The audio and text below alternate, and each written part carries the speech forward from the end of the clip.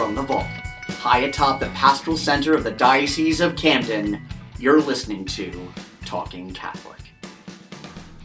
Hello, everyone. Thanks for listening to Talking Catholic. This is your co-host, Mary McCusker, and as always, I'm joined by Michael Walsh. How's it going, Mike? It's going well. It's going very well, actually. So today we are talking about vocations. Yep. I love talking about vocations because we haven't done it enough in our podcast lately.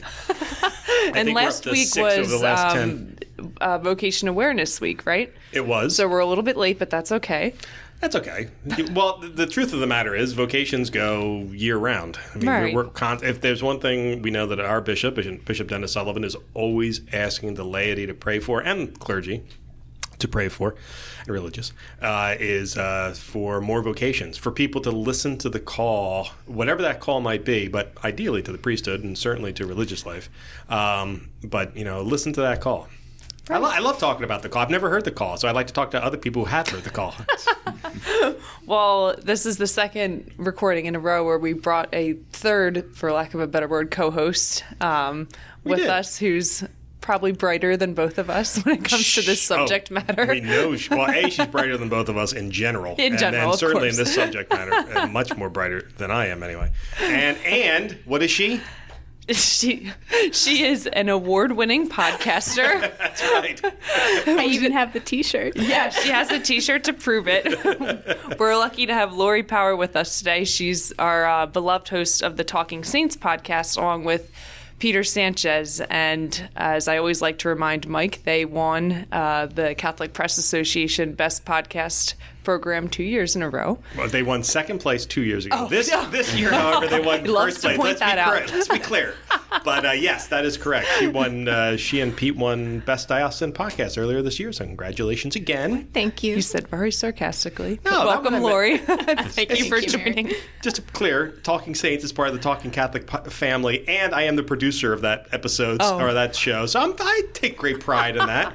I'm not bitter at all. Not at all. Not at all. I don't care what anyone says. I'm not bitter. I'm so bitter. I could see it in your eyes. How are you doing, Laurie? So let's make this one particularly excellent today. Yeah. Well, since you're here, this is the one we're going to submit to the awards next year. We have an outside chance of winning. We'll finally win. But Laurie happened to be here today. She was recording, as a matter of fact, Talking Saints. She did her 2 episodes prior to this. Do you want to give a preview of what you talked about on Talking Saints? So we did a little saint news because we had 2 pretty well-known people beatified, Father McGivney and Blessed Carlo Acutis. And then we talked about Blessed Miguel Pro, so his feast day is November 23rd, and then St. Juan Diego, December 9th. So watch for them. That's right, and those will be coming into your podcast feed for those of you who are on the Talking Catholic podcast feed on all of our podcast channels, Apple Podcasts, Google Podcasts, Stitcher, Alexa, any place you can find us. Listen for Talking Saints on those days. And to our domestic church media listeners, make sure you go and check out our feeds elsewhere because Talking Saints is it's only a podcast, so you got to make award-winning podcast. Talking Catholic. Hurts so much. One day, Mike. One day. I'll hold on hope. And our guest today is Father Adam Cichoski. He's joined us. He's the Director of Vocations here in the Camden Diocese. Father, thank you so much for joining us. Oh, thanks for having me. So it's great to be How are you doing? Doing good. So Mary was just with us a few weeks ago, right, as we were doing our Holy Hour for Vocations, which Mike refused to come to for some reason. I was hoping you'd call him out. Yes. Maybe he doesn't like to pray for vocation. Maybe he's too busy. I don't know what's going on, but he refused to come that night, and I think that was probably our best night ever. We had a church full of people. We had, the site almost went down. We had so many people watching. There's a waiting list now because you weren't there, Mike. A virtual waiting list. I have got to stop coming to things. Can we actually come in person to this Holy Hour? Yes, okay, good. I wasn't sure if it was for everyone to come to or just it was, virtual. Something that we wanted to reach out to as many people as we could, and we know it's kind of uncertain times what we were doing, but we want to, especially for those who are discerning a vocation, whether it's the priesthood, the married life, to religious life, just a time to pray and to come together, to see other people doing the same thing. So And it's first Thursdays. First Thursdays of each month at St. Luke's Church. And it's also it's at 7 o'clock at night? 7 p.m., yes. And it's also available via live stream on the Diocese of Camden's Facebook, YouTube, and Twitter channels. And just to point, even though I wasn't there, I did set everything up to go out to the rest of the world. So I was reaching, Mike. And I was monitoring it the entire time to see if Mary screwed anything up, and she didn't. It was a great broadcast. So it was wonderful. I happened to be at a Boy Scouts event that evening that I couldn't get out of. Fulfilling your vocation as a father. Fulfilling There we my go. vocation as a father. Thank you. Thank you, Laurie. That's not what John Kalitz told us. No. It's a complete different story. It is strange how that happens. But anyway, yeah, we've actually had a really good run of vocation stories since the summertime when we had 3 seminarians ordained to the transitional diaconate. Then we had another episode with our 2 newest priests, Father John March and Father Peter Gallagher. Father Peter Gallagher, I can't keep off the podcast. She's like a bad egg. It keeps showing up. And then maybe that's why we're not winning much. I don't know what's happening here. And then most recently, about 2 weeks ago, I think, we had the most recent permanent deacons on. And we also had the CFR sisters from the Atlantic City Convent on a few months ago. What we realized is we haven't had the vocations director on in entirely too long a period of time because, unfortunately, he's a busy man. But you've talked about him behind his back on all of these so podcasts, often, yes. right? Every one of these seminarians has taken a dig at him each time. It's been wonderful. But no, so we wanted to have him on to really we did miss Vocations Week at the beginning of November, but I did want to have him on to sort of talk about vocations a little bit, and I wanted to have Laurie on because Laurie has her own vocations journey that she's been on since a wee one, and Mary and I are still struggling with our vocation, so we're just going to sit here and Dust listen. in the wind. So Father, let's talk a little bit about priestly vocations. What is it in your role as a vocations director that you do on a regular basis? It's a good question, and it's one that every day is very different. Where, for example, just this past week I had to go up to visit our seminarians to see how they were doing. Other weeks it's really returning emails, making phone calls, trying to schedule different things where I can meet with men or meet with groups that would allow me to speak about vocations. So it's a very interesting ministry. Really, that's what it's all about, is ministering to our present seminarians who are in the formation process and those who are thinking about it or trying to find out if God is calling them that way. So there's a lot of things that happen in between discerning that call and then discerning it in the seminary. So there's just a good amount of just time to, again, pray about it and to always think about it and to really see where God is calling and listening, as you said before, the importance of listening and just seeing if God is really calling us to that vocation. Now, I have beaten the word discern and discernment to death on every podcast, everything I've written in the last 5 years. And I think I've used it so often that maybe it's lost meaning for some people. So talk about the discernment process. It's I think some people think of it as just praying about what they should be doing, but it's actually deeper than that, right? Yeah, and I can speak about it in my own life. Just going to Mass each week, you have a great opportunity. And I always thank my mom because she would take us early. She would make us get there a half hour early to each Mass, and we hated it, but it really did pay off in the long run because, she kind of, in her own way, was teaching us the importance of prayer so that me and my brothers would get some kind of quiet time where we weren't fighting or weren't arguing. And I think it was time for her, too, to pray. And everybody needs to pray no matter what vocation you have, but especially if you are thinking about it, being in the presence of God and seeing how you feel in that moment. And that's really what led me to the priesthood was, I had fallen away from the faith, but then had come back to it. And I found that each time I went to church on Sunday, it was something that I wanted to stay longer or wanted to be there earlier and just to be more involved. And that turned into going each morning. So I was working overnights at the time at a supermarket. So I would be able to go to Mass each morning and just how much peace I found there, how much happiness I found when I was there. And it was just something where I felt God was leading me or calling me to do this with my life, where, you know, we can easily go to Mass and enjoy our experience. Hopefully we're enjoying our experience there as we meet Christ. But there's something more there, and it's hard to really define it. It's hard to really put it into words, but you know that, you know, you're calling to bring that with you in a way where you live your life for each day. And not that all Christians live for Christ, but in different ways, as a married man, as single men and women, as religious. You know, there's so many ways we can live for Christ. But as the priesthood, it's you know, being that great sign, but also that alter Christus, you know, that other Christ, where we are truly, you know, bringing him into the world and making him present. And it was a gift, especially the sacrament of reconciliation, that really helped me to want to share that with others. You know, just the experience that I've had and the things that I was able to see, you know, how much I really felt God calling me to share that with others, and being that kind of a connection, or that door at times for others to come back, just as myself had done. Yeah.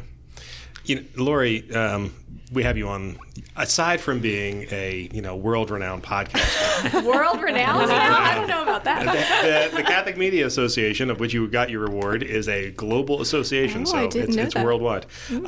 As far as I'm concerned, it's actually just the United States and Canada, but I'm going to say it's worldwide. Fair But you actually have your own path. So in addition to being a podcaster, you actually that's really my vocation. I'm now fulfilled because I am a podcaster. That's right. We're going to add a fifth vocation after the. So your day job is not necessarily being a podcaster. What do you do during your day job? The director of evangelization and discipleship at Christ Redeemer Parish. That's right. Now, which means what is what most people ask me. I was going to say, can you break that down a little bit? Is it the RCIA? Do you do the RCIA? I don't actually. So that's always the first question people ask, though. So what do you do? Is that what do I do? Of title? So this is a new position at my parish, and new for me. So my pastor has been really good about sort of letting me make it up as I go along, which is nice. Good. I like that. So my first goal is, of course, for the people in the pews. That would be I was going to say discipleship, but I think there are still some people in our pews that need to hear that they can have a relationship with Jesus, because they might not know that. Mm-hmm. And then equipping them to really take that out and evangelize outside of our parish. We've been doing that already at the local farmers market. That's kind of always interesting. I've been wanting to stop by. That's such a good idea. I love seeing your photos at the farmers market. It is so interesting. This is the one in Berlin, Laurie? Yes. Yeah. Yeah. So it's like a huge outdoor kind of flea market / farmers market / it just brings a lot of people in, even in the middle of a pandemic. Yes, especially if you want Chinese throwing stars. Exactly. You can find unique things there. That's right, including you. Exactly. So we're bringing Jesus to the public square. We're trying to. So. But your path to that road brought you down a vocations path as well. Yes, you were considering a religious vocation, right? I was, yes. So where to begin with that? Many years ago. Many years ago. So interestingly enough, I think when I was in high school, there was, I guess, a sister that, what would be the title in the diocese that would be sort of like your equivalent, but sharing about like religion? Not director of religious life, but like a representative of. Exactly. Yeah, I think it was Sister Dorothy when I was in high school. Because I remember getting mail from her, because somebody must have given me her name. Like, you would make a good sister. I know. She's lovely. Yes. Sister Dorothy. She was on the podcast, too. It was a great episode with her. She's awesome. It was like year 2. She is awesome. It was awesome. It is awesome. But at that time, I had absolutely no interest in being a sister. And I was like, all right, whatever. No, I don't. This was in high school? This was high school. Oh, wow. Okay. So I guess I was, going to Mass. If I could just stop you there. Anyone who's listening to the podcast, this is our 199th episode. Every single time we've talked to someone who's gone down the vocations journey, they've all started the exact same way. I never wanted to be a priest. I never wanted to be a sister. To think of it. I've never had anybody on. You should find someone, because there's some priests I know that were like playing Mass when they were kids. So Pete Gallagher. I was going to say, I think after I said, I was like, oh wait, Father Peter Gallagher. That's right. Aside from him, it always starts the same way. So anyway, you were like, not for me. Exactly. So I went to college, and I had my plan of what I wanted to do with my life, and that did not work out for a number of reasons. I wanted to be a child psychologist, and then I interned in an inpatient children's ward, and I said, no, I can't do this for the rest of my life. So, but that was good. God was showing me. Right. college was coming to an end. I'm like, what am I going to do? So I found this, it was like a service learning program in Baltimore where you would teach in a Catholic school and also go to school at the same time, which seems crazy, but I thought, okay, well, that'll be something to do for 2 years. And I was teaching in an inner city school, and it was probably the hardest thing I'd ever done. Loved the kids, but very needy, very challenging. Yeah, and I was only teaching 5th grade, so they're still pretty young, still pretty little. Yeah. At that same time, my mom became very seriously ill, so I left that and came home, and she was in the hospital and in a rehab for a while, so we were just spending our days, my dad and I, with her. So I had a lot of time on my hands. So when I came back, I reconnected with some of the Catholic young adults I knew, and they invited me to several different young adult groups. I was just talking to Pete. That's actually how I met Pete in the St. Rose young adult group. How important like those small faith communities are. I look back and think if I had just maybe had my parish, I don't know that I would have grown the way I did. Also in college, I had a really strong Newman group that just encouraged us to grow in holiness, which I think Father touched on that a little bit, but like everyone's vocation is to holiness and to mission. And what college specifically was Johns Hopkins in Baltimore, yeah. So the Dominicans are actually there now doing campus ministry, so I'm very happy about that. Plug for the friars down there. So yeah, came back, got involved, met some very holy and joyful priests, and said like, they have something, whatever they have, like I want that. Like that's incredible. Yes. And I really dove into my faith. I was like watching EWTN like all the time. I could tell you what time of day it was by what was happening. I was learning a lot. And even like the impact, like, so don't underestimate the impact you have, Father. Like a priest once said in a homily, like, as Catholics, like Mary's calling us to pray the rosary every day. And I just never thought about it. So I started praying the rosary every day. You know, just making that suggestion people are listening. And eventually on EWTN, I came across a documentary that was about the Dominican Sisters of St. Cecilia. And it was like a random time of day. And I just turned it on and it caught my attention because there was a ballerina on the screen. I'm like, EWTN never shows ballets. Like that's not an art form they would generally highlight. But this ballerina she gave up her career as a professional dancer with the Pennsylvania Ballet and became Dominican sister, and she's now the prioress of the community, actually. So it's a wild story. So I watched the whole documentary, and I knew like there was something in me that said, I have to call them. Now they're in Nashville. I had never even encountered these sisters before, but like I knew, like, I felt like God saying, you have to like at least make a phone call. So I talked to the vocation director there. And after a couple of minutes, she's like, we're having a retreat at the end of the month. Do you want to come? I was like, no, I can't. I literally was... I was about to say, yeah, I'll be there. Well, I was actually in my car because nobody knew I was even thinking about this. I wasn't telling people. Talking to her in my car, and I was like, I don't know. I'm sure I have something to do that weekend. Like, I'm sure I can't be in Nashville in 3 weeks. Like, that's ridiculous. But ultimately, I did say, well, there's really no reason that I couldn't go and at least try it out. So I just told my family I'm going on a retreat. And they're like, with sisters in Nashville? I think they were on to me, but I didn't say anything. So I knew probably within the first day that I was going to apply probably and enter that community. And I already had started making plans. I'm like, oh, okay, I have to quit my job. I have to resign from this. I was volunteering. Like all the different things you would need to do to, sort of leave your life, you know? But I felt complete peace and joy, and the Lord just sort of worked it all out. Like everything fell into place. I had a pretty significant student loan that remained outstanding, and I had a going away party, and my family sort of made it known that I needed to cover this, and in one night I was able to raise enough to pay that. So people were so good. And it was just beautiful. You could just see God at work. So if anyone's thinking about a vocation, religious or even to seminary, like God will pave the way. He'll make it. I mean, it wasn't easy. I still had to say goodbye to a lot of people and let go of a lot of things. But there's a joy in it and a peace that you wouldn't experience otherwise when you're not in his will. So would you agree, Father? Yeah, definitely. There's a sense of you're in the right place. And that's, part of our discernment is just feeling how, we feel that peace or we feel that happiness or joy. even though it's not going to be easy, it doesn't mean that every day is going to be, wonderful. But you're still, it's still something where you can say, yeah, I can overcome whatever challenges come at me. It's just something that happens, no matter what vocation you're in, you're going to have those days.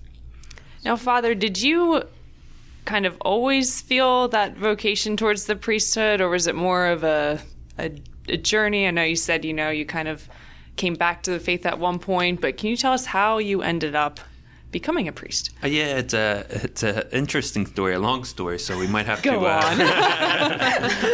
Mike will probably cut me off pretty soon because he's not a big fan of vocations. No, We learned that in this episode. But no, my life was really like most Catholics. I was baptized as a baby. I have 2 older brothers, so I'm the youngest in my family. My mom's Catholic, my dad's Protestant. And so when they got married, they were married in the church, and they decided they were going to raise us Catholic. And my mom made sure we were at church every week. Early, before the lights were on sometimes. So we got a good introduction. And we went through public school, so we had to go through CCD each week, which made us even angrier that we had to spend another hour at the church. But thankfully she did it, and it was a good thing.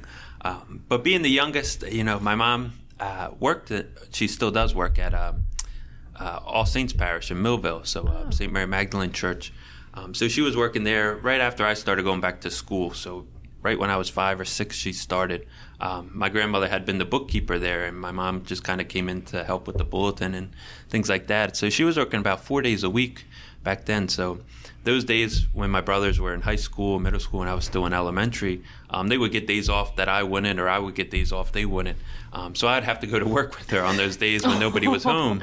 And I really became just a pain during the day of just, asking when can we leave, or and they would give me busy work to do, and I'd help distribute food a lot. It's a poor area in Millville, but that's really where the first vocation really came. The thought of it, and I met a lot of different priests, and it was totally different than what I saw on Sundays. You kind of see them in their natural element, kind of. They're actually people. They're people, yeah. And they like sports. They like going to the gym. They laughed. They had a good time. They joked around, and it was just a whole different life. But I also, really developed a good prayer life too. And again, thanks to my mom that, kind of worked with it. And I think they saw it, and they were trying to plant those seeds. And thankfully they did.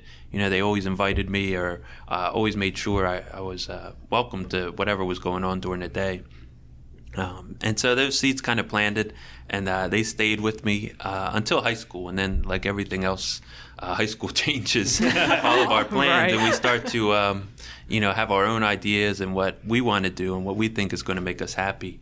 And in the end, no matter what I tried, nothing really worked out. Nothing really felt as peaceful as I did when I was in church. And I had, a couple different things. My goal was actually to enter into the Army right after high school. Oh, wow. I hated South Jersey, and I couldn't wait to get out of it.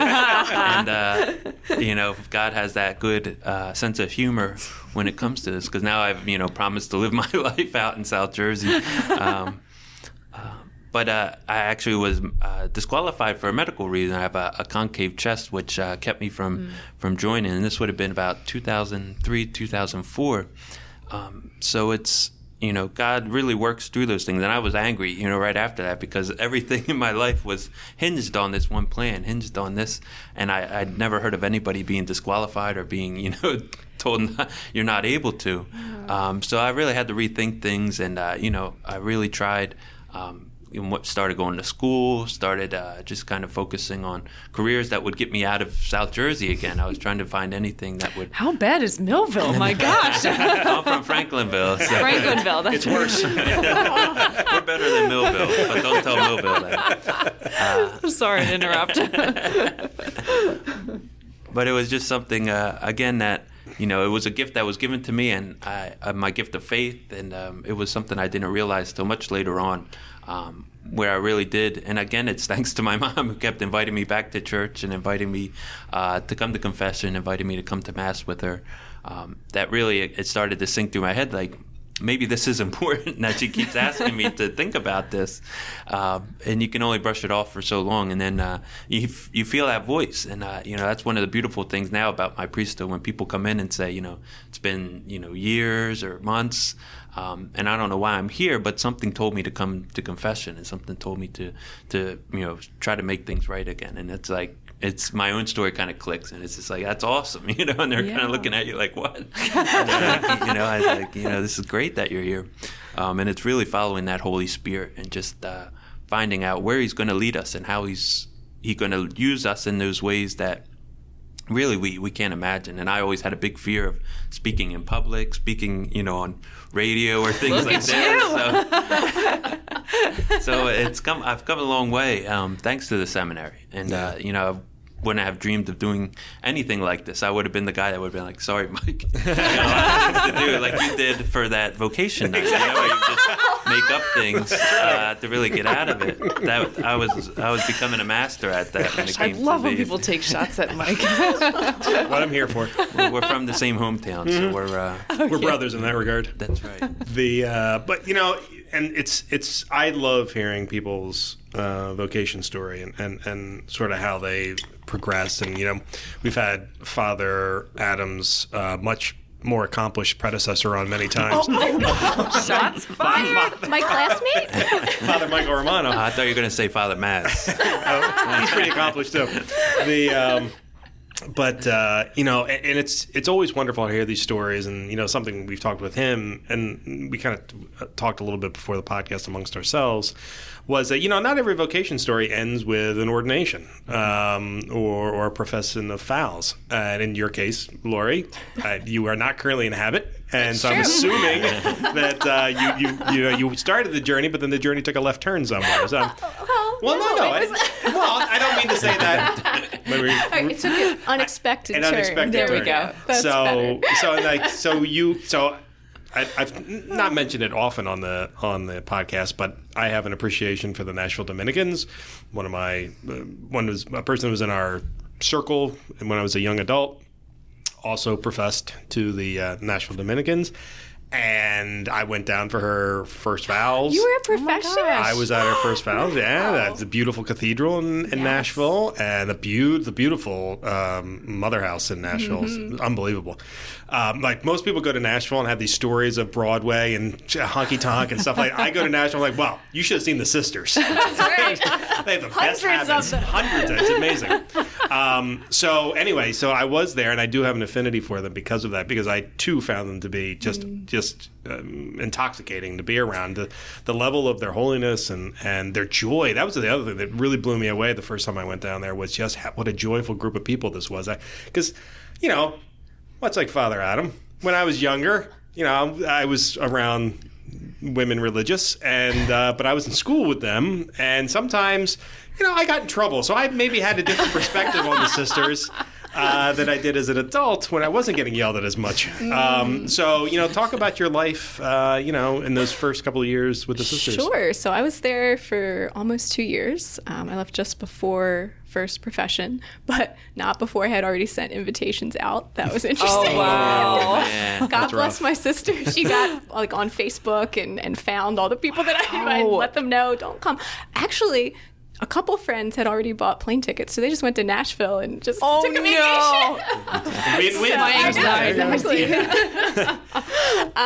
So what were those first almost 2 years like? So the first year I was a postulant. So you basically go down and get to know the life. The sisters follow a horarium, which is like a schedule of prayer and what they do in their daily life, which starts at 5 a.m. most days. Oh, no, so that's the first adjusting to getting up at 5 a.m. And the days are, for the sisters' information, the days are pretty packed and it's pretty scheduled for you. So you're either studying or doing some sort of duty around the house or taking classes or praying. So it's definitely an adjustment, especially for those who entered a little bit older. Like we had a lot of freedom with what we could do with our time. A couple of the women were right out of high school, so they sort of, were already on a schedule. But so that was definitely an adjustment. And it's really just a time to grow in self-knowledge, also to grow in knowledge of the particular charism of the community. So for Dominicans are preachers and teachers and also have great devotion to the Rosary, to Blessed Mother, and to the Eucharist.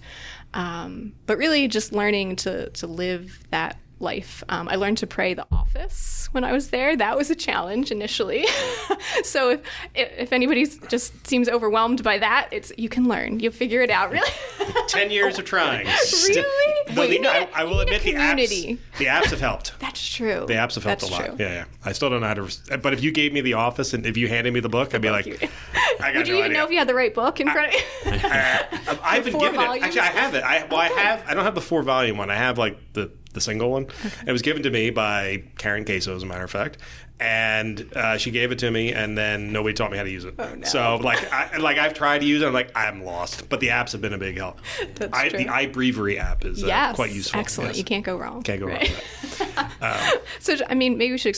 You probably talked about this. The idea that what the Liturgy of the Hours is. Actually, I avoid it because I don't understand it. So if you and Father Adam want to take a crack at it, I'd appreciate it. I know there's a lot of prayer in it. So the Liturgies of the Hours is about sanctifying our day throughout the day of making it time for prayer, and it's a cross at sometimes, but it's really a big help in our lives because it's 5 times throughout the day where you really take a break of things going on to pray the Psalms and some other readings that come with it. But it starts with an hour that you can do anytime, but most of us do it before morning prayer. Is Office of Readings, which is, again, you pray through usually 3 Psalms, and then there's readings of the day. Like, so for today's feast day, there's usually something about St. Josaphat or one of the other saints, along with another reading from the scriptures. So it's a little bit longer one, but it's one that kind of helps me begin my day, and it helps to begin and prepare for homilies and things that you would say for the Mass, because you do get a lot of beautiful things that come out of it, and a lot of beautiful writings that you wouldn't necessarily really focus on. And then you begin with morning prayer, which is, again, a prayer for the morning. They are very, to begin your day. Yeah, they are easy to understand from a title perspective. Yeah. Finding them in the book is a little tricky, though. And there's 4 volumes, and that's there's a 4-volume set. There's a 1-volume set for the beginners. And usually after 10 years, you can graduate. But not me. Some of us, might go back even farther. So we'll see. What is so challenging about? I'm not familiar with this. I'm sorry. So what's the challenge? Is it comprehending it or keeping up with the finding timing? Where you should be in the book is probably there's the most no directory where you can just jump to somewhere. So if there's a particular maybe feast day, you would have to find the particular prayers for that day. So you got to do some digging around. Yeah, okay. So you would need to prepare before you would start. And they break it up with the liturgical season. Yes. So you have a book for Advent, a book for 2 books for Ordinary Time, and then 1 book for Lent and Easter. So Advent and Christmas is together in that book. But once you find the right time that you're in, then you have to find out what day. So you would start, like for this week would be the 32nd week of Ordinary Time. But today is the feast of memorial of St. Josaphat. So if that's a patron of your church or just a thing that we celebrate here in the diocese, then that would make it a different reading that you would have to do. So there's a lot that goes into it. But and that's what the joke always is that's why seminary is so long, so that once you finish, you have some idea of what you're doing with the breviary. And it's true. And we do have great help with the iBreviary, but there's also little books too that I've seen. St. Joseph's puts it out for the 1-volume and the 4-volume, where it tells you the exact page you need to be on and what you need to say. And that it does help. Like for me, going back and forth on my phone, depending on where my breviary is, and usually it's either in my car or in my room. And if it's not in that right spot where I am, then the phone helps in a big way. So I kind of go back and forth, and you always have to readjust the placeholders? The placeholder. The ribbons. The ribbons. Yeah. I couldn't think of the word. You have to adjust the ribbons, or else people are going to be like, wow, Father Adam's not saying the breviary. Like, look at him. He's like flipping through pages, and it's like, it's always embarrassing. But you pray throughout the day. So we have a morning prayer, daytime prayer, evening prayer, and then a night prayer, which is the shortest. And night prayer is always the same for each day usually. So you'll Saturday through Sunday, you'll have the same readings each week. But for morning through evening, it goes on a 4-week cycle. So you cycle through all the Psalms, plus additional, things they throw in there at times. So if you're thinking about praying the office, night prayer would be a good place to start. Yeah. Because it's the same each. Well, it's interesting you say that because I love night prayer, so I'm a little biased. So for the last 10 years, that was always my plan for Lent, was to say that it was to read the office every day or pray the office every day for Lent. And obviously I would get one day in and I go, I'm confused. And then but thanks to the apps, I'm now able to make it 3 days in. But then somebody said, well, here's the thing. Somebody said to me, like, you just read the first one and the last one. Don't try to read all 5. Were you trying to do all the hours? Yeah, I was trying to do everything. Wow. And well, it's Lent. I'm making a sacrifice. Good for you, Mike. But failing miserably. And then someone said, steps. I know, over 10 years. When you give up for Lent, that's not what they mean. You got to keep trying. Every time, gave it up for Lent. But it is, it is a sacrifice. And then someone said, well, doofus, just read 1 or 2. Don't read all 5. And I'm like, oh, okay. And once you get ordained is when you make those promises or profess, it's important. So for seminary, they always bookend it with morning prayer and evening prayer together, which, praying it in community too makes a big difference. So. Yeah. I like that. To make you feel better, I did not continue praying it after I left community because it was just too hard to do it by myself. So. Well, then I'm if on you your can't side. do it, Laurie, I'm not even touching this. No, with other people. Like the sisters will always pray it when we're there volunteering with them. Like so, it would be a great thing to have in parishes. It's just it would be hard for the priest to have one more thing to lead. But or Mike, if you could make your wife and your son do it, this way There your you son go. will be prepared when he enters the seminary. That would be one step. Keep open there. Keep open. Look of doubt on Mike's face right now. Keep open. Hey, look, if there's one thing I've learned listening on 199 episodes is assume nothing in terms of someone's future. I have no idea what Jack will go through when he's 12 years old right now. He may be a priest. He may be a serial killer. I don't know. Whatever. Maybe both. We'll see what happens. But I accept all possibilities. Hopefully he's not listening to it. We're definitely not getting a vote on the award now from him. Good point. Please censor my dad. I think I figured out why we never win. All right. It's my mouth. But going back to your process. So Laurie, So my year? discernment was a little bit unusual. So I did receive the habit. So I was a novice in the full white habit of the Dominicans. And then we are cloistered, which basically means we don't really leave the mother house. We study there and really just have more time for prayer. So in that time, my dad became very ill and ultimately passed away. So that sort of changed the whole scenario a little bit.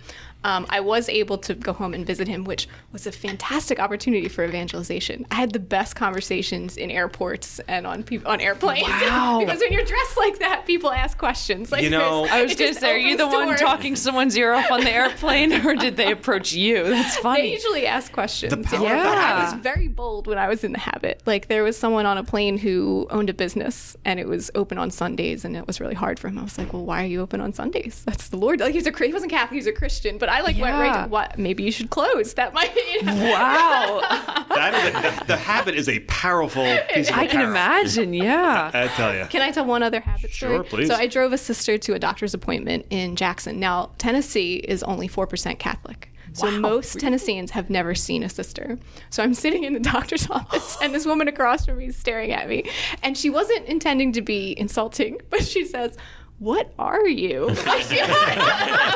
She was just curious. So I launched into the whole, What species am I looking at? Exactly. What is this? Yeah. So I did actually return. So let me back up. So for my dad's funeral, my entire group of sisters, there was 25 of us who were novices together, which that's very unusual for religious life today. They got into minivans and drove from Nashville to New Jersey to be here for the funeral, and they sang at the funeral. And that was like sort of a wish of my dad, and God made that happen. And then I got into vans and drove back to Nashville with them, thinking, you know what, the Lord sort of worked it out that I can return, and I think this is still where I'm supposed to be. But ultimately, in the months that followed, I didn't have that same peace. I was not at ease. And I thought it was just grief, which would make sense. Sure, of course. But ultimately, novice mistress, who was like our spiritual director, she said to me, yeah, something's not right. Like, I think you need to stay, but I don't think you can make vows with this group. And when I took that to prayer, the Lord just said to me, you know, I felt this is what we were preparing for, to make vows. And if that's not what the plan is, like, I think I need to return home. Like, I think that's what he wants for me. And as soon as I had that realization, peace again. Like, I was ready to pack up. I mean, it was very hard to leave because they were like family to me, and they were so good to me with my dad's passing. And I still keep in touch with all the sisters in my group, though they're all over the world now. It's pretty wild. So it was difficult to leave, but I had that peace again. And I think the best story, so I had to call my family and tell them I'm going. So prior to that, they were starting to clean out my family home, and they said, well, what do you want us to do with your clothes? I was like, oh, get rid of them. Like, I don't need anything. Oh, no. I'm staying. Don't worry about it. So yeah, I literally came home with the outfit that I entered in. Like, that was it. That was all I had. I came back. No. Wow. But God is so good that I went to Mass the first day I was back, and the first person I saw walked up to me and said, you're going to need this, and handed me money, because he had been in the seminary and had left. And I was like, God is so good. Like, he just knew and took care of me all the way. But yeah, I definitely had that peace. And I called my family, and my sister-in-law, who is so funny, she's like, all right, you can leave, but can you go back? Like, if you change your mind, will they let you go back? I was like, yes, it's fine. She was just so worried that it was going to be a closed door. Yeah. But my family they were already planning to come down, and they were still very supportive. And it was a weird couple of months and maybe even years after that coming back, because I think a lot of people maybe don't understand discernment fully, because they would say things like, oh, it just wasn't for you. I was like, no, it wasn't God's will. Like, Right. Well, and that's the key. And yeah, I brought this up earlier, that word discernment. You know, sometimes you discern out. That's true. You know, but and that's not sometimes where you need to be, the order discerns you out.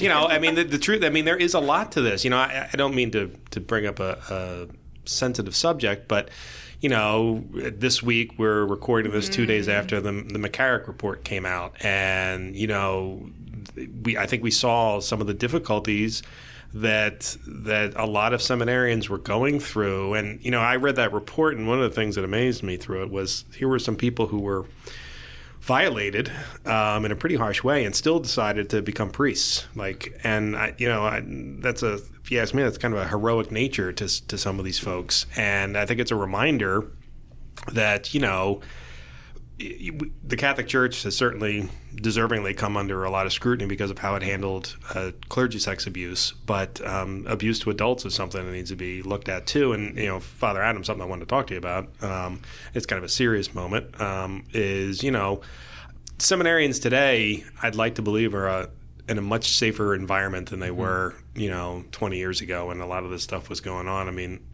you know, seminarians receive psychological tests. You are with them, even though they're at college, you interact with them so much, and you have an open, and I know your predecessor, Father Romano, that really had open door policies where, they could talk to you about anything, right? Mm-hmm.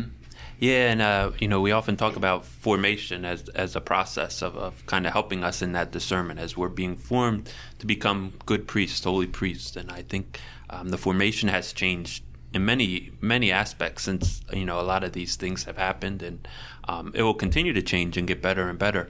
But especially with psychological evaluations, and just, you know, not only an open door policy for the vocation director, but also for the seminary, where the men are comfortable, where they can go to their mentors, the people that are in charge of their formation, in a healthy way, without any kind of fear, without any kind of hesitation. And you know, each time I meet with them, I always make sure to tell them that, because you know, we don't want any of this to repeat itself. We don't need any of those kinds of priests to be there, you know. And if anybody is being hurt or being threatened in any kind of way, you know, that's definitely not God's church. You know, that's not the way that we're being formed now. And you know, the formation that happens is, you know, not just the job of one person, but, you know, everybody, not only at the seminary too, but when they come back to their home parish, to their assignment parish, everybody has a great effect on them, and everybody can help to form them into becoming good priests and just being holy men and women, you know, being good husbands and wives, being good single men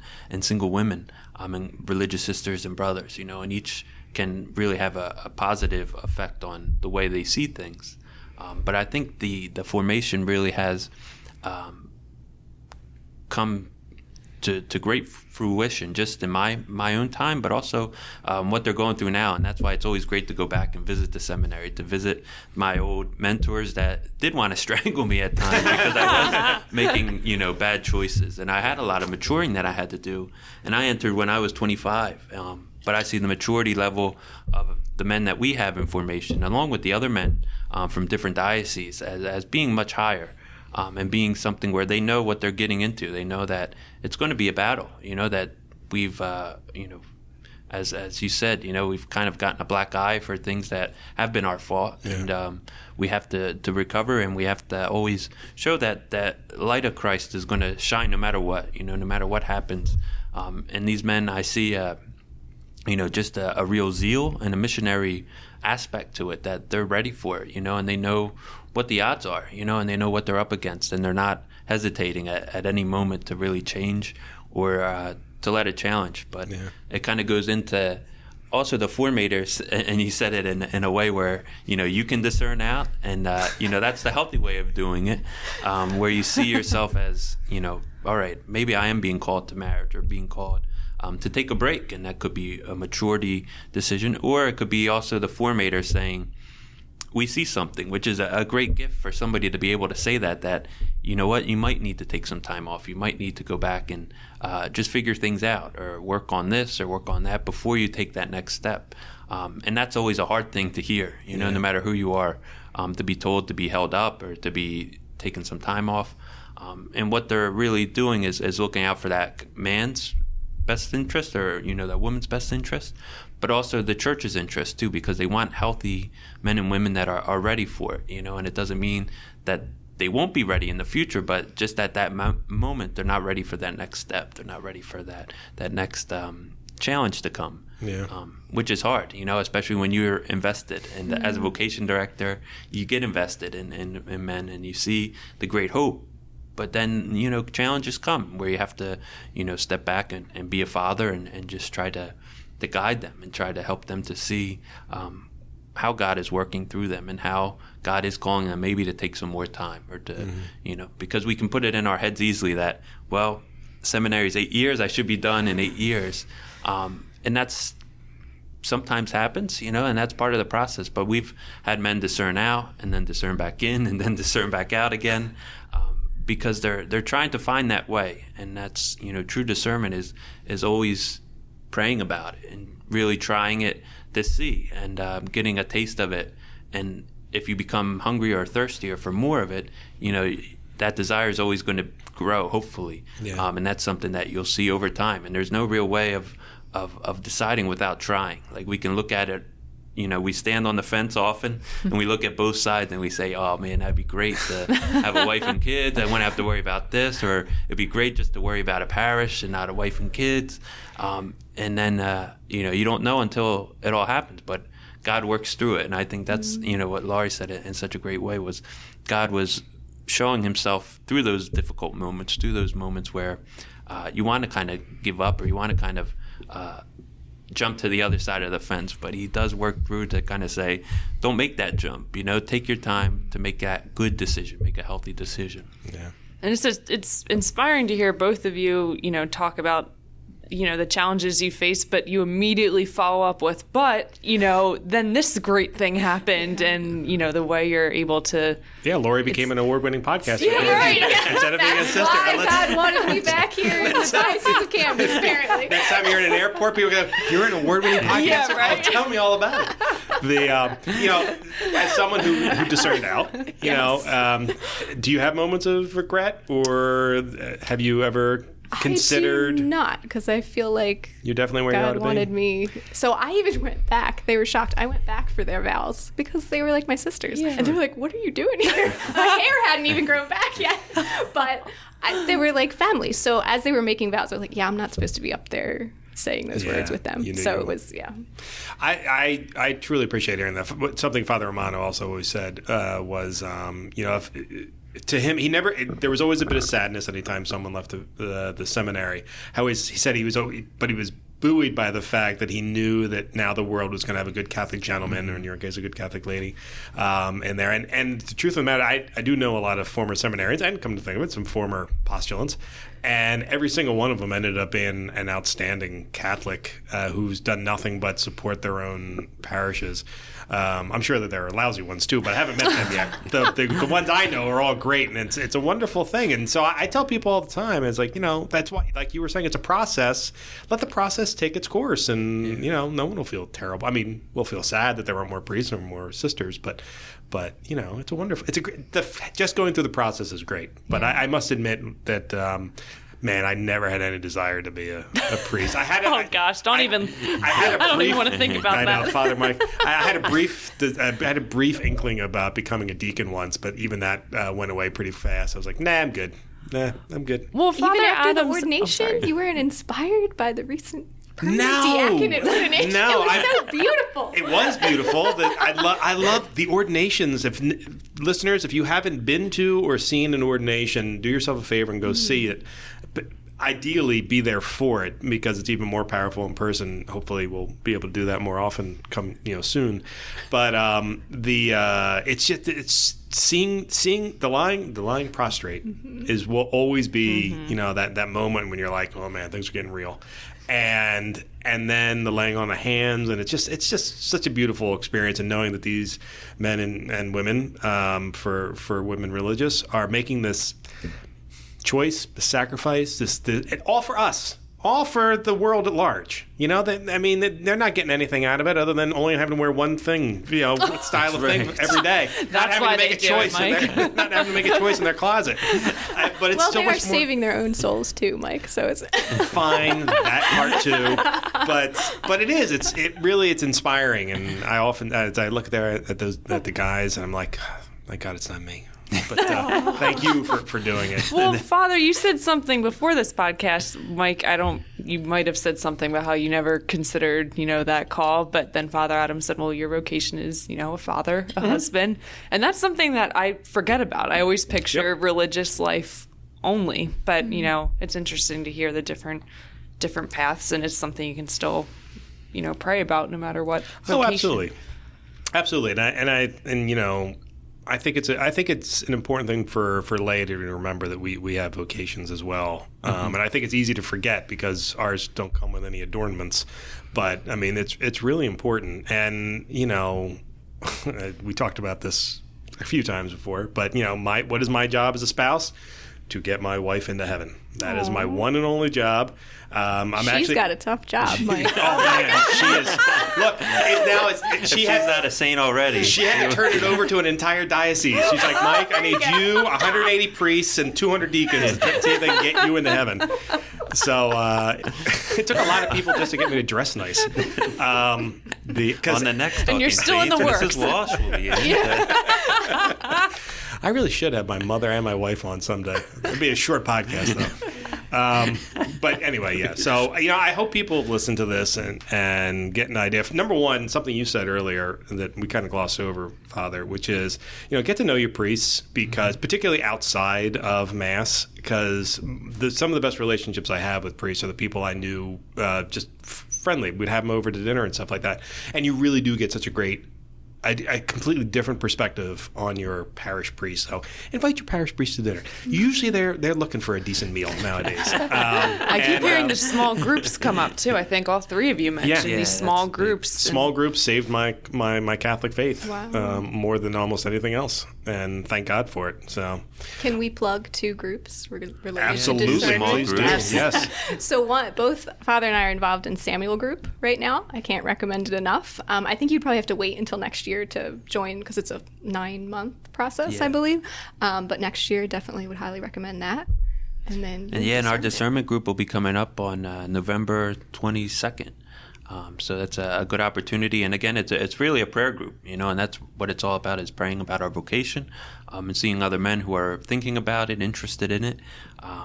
So it's a great time. And we meet at Our Lady Guadalupe parish offices at the St. Lawrence Church from 2 to about 3:30. So it's a great opportunity. And also our first Thursday that we talked a little bit about, to join us either live stream depending on where we are at in the world. So, it's hard to say at this point. But we'll keep doing those live streams. And once again, prove it. Laurie is proving that this is why she's an award-winning podcaster, because she remembered to include the plugs at the end. Yeah, right. So, which we'll be sure to post. Oh, absolutely. We'll post those as well. And maybe you'll see Mike at one of those events, praying for vocation. I'm usually behind the camera, so you probably won't see me there, but I'll be linked. Just know that I'm there in spirit. Well, everybody, thank you very much for listening to Laurie and Father Adam. Thank you very much for joining. And Mary, thank you for joining me today, because I basically made you. And everybody else, thank you very much for listening, and we'll talk to you next week.